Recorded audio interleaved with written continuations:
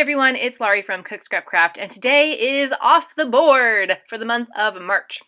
So every month, a bunch of crafters, scrapbookers, we get together. We pick something from our Pinterest boards to inspire us on a scrapbook layout. And so today, I am choosing this Halloween layout to inspire me. And of course, it's from Scrapbook and Cards Today magazine. I feel like I should pay more attention when I pick stuff off my Pinterest board because I just kind of go through my Scrapbook/Cards Pinterest board, which I'll have linked below so you can get some more inspiration for yourself. However, I kind of just like pick things and I'm like, oh, I really like the way that this looks. And then later I go back and I'm like, oh, I see this is from Scrapbook and Cards Today magazine.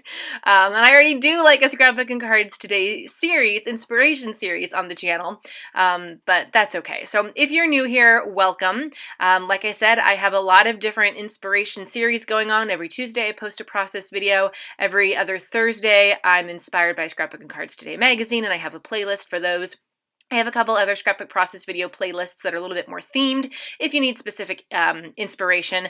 And then I also participate in several hops throughout the month, and this is one of them. So everybody who's playing along is in the description box below, so I encourage you to go check out what they were inspired by this month. So as you can see, the inspiration layout is in the bottom left-hand corner. And it's Halloween-y. There are circles on the left-hand side and some paper strips going underneath the photos, which are horizontal, and there are only two. So I'm changing things up a little bit to fit the orientation of my photos and the number of photos that I have.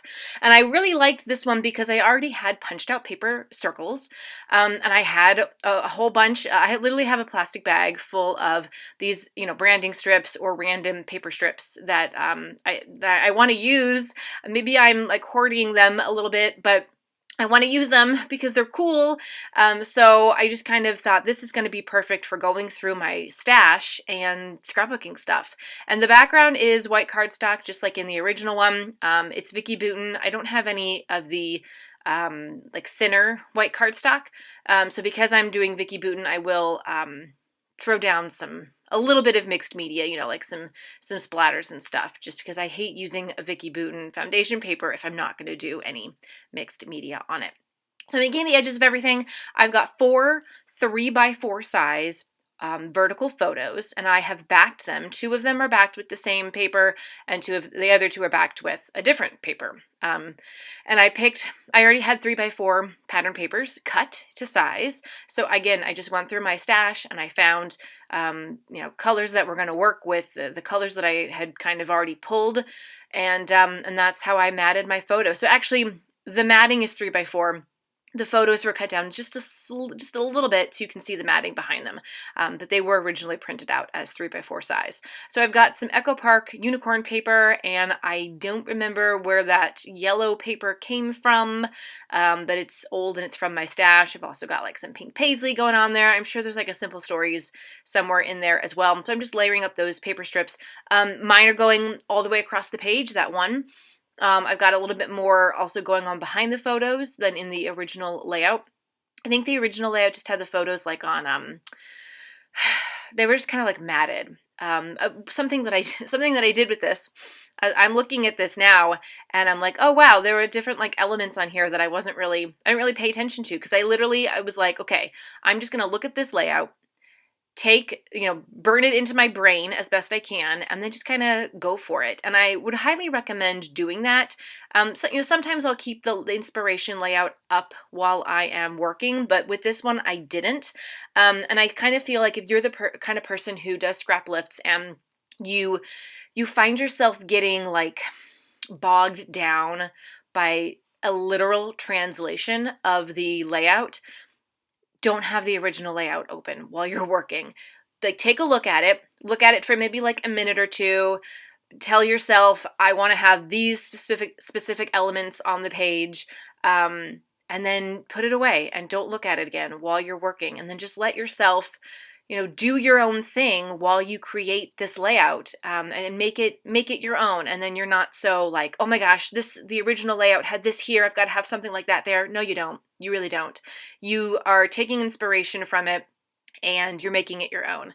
So I'm making it my own because obviously I've got 4 photos instead of 2. I've flipped the whole thing over, 90 degrees? Is that math? I don't know. So now everything is, because my photos are vertical, so now everything is on its side. Instead of having then the circles, on the side or on the top, I'm moving the circles down to the bottom because I had some extra space on the unicorn paper. And not that I wanted to cover it up, but it was just kind of like negative space and I wanted to use it. So I'm just layering up some of my circles there. I'm going to pop up a few on some pop dots. Just for some extra dimension. And then my title is actually up, in the upper left kind of corner of things there. So not to the side of anything, not on the white cardstock. It's, kind of going over the photos. And this was an interesting one because these are snow pictures that are from January, but I'm using some Christmas items on here so that that wonderful season is actually very old Pink Fresh from, I want to say, 2020. And then, or I'm sorry, not Pink Fresh, Pretty Little Studio. And then the sticker that says It Really Is a Wonderful Life is last year's Pink Fresh Studio. So, I just thought that was kind of fitting because it's the winter season, it's snowy, my daughter's pretending to sled. Well, not really pretending. She just got down on her stomach and just sled down a hill on that way. We don't have a sled and we really don't have good hills. Everything leads to rocks or a street. So I was kind of standing at the bottom of this tiny hill. And she spent forever just going down the hill and walking back up and going down the hill. And she wanted me to do it. And I was like, girlfriend, that's not going to happen.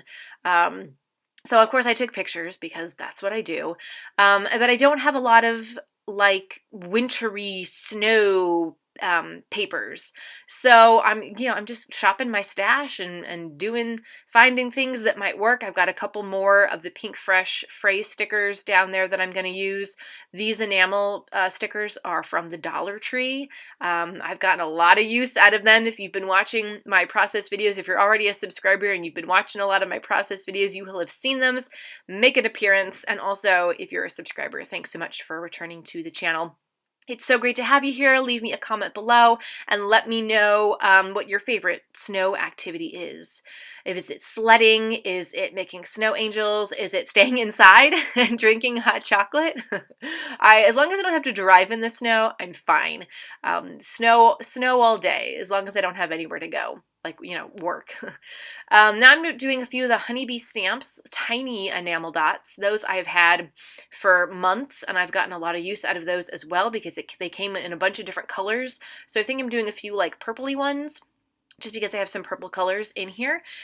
You can see I was talking while I did it, but I also did some splattering with Tim Holtz Mermaid Lagoon. And I find that maybe just because I didn't let it dry enough, but it does smudge, and it smudges a bit more than some of the other colors. So again, maybe I'm just not letting it dry enough. I don't know, or maybe it's the color, whatever. But just something to note. Really, I should have done the splatters beforehand, but sometimes, the process just doesn't go in a linear fashion, and that's totally fine. So I've got to find a place to do a little bit of journaling. I need to go back and put the date. I wasn't specifically sure what the exact date was, but I will go back and add that in. So I'm just doing a little bit of journaling on one of those circles, and that's pretty much it. I'm going to have some close-ups to follow. I will add some more splatters just to kind of cover up the smudged blue pieces. So this is Shimmer's Vibes Grape Escape. I don't know if they make it anymore, but it's a really great color. I love the purple.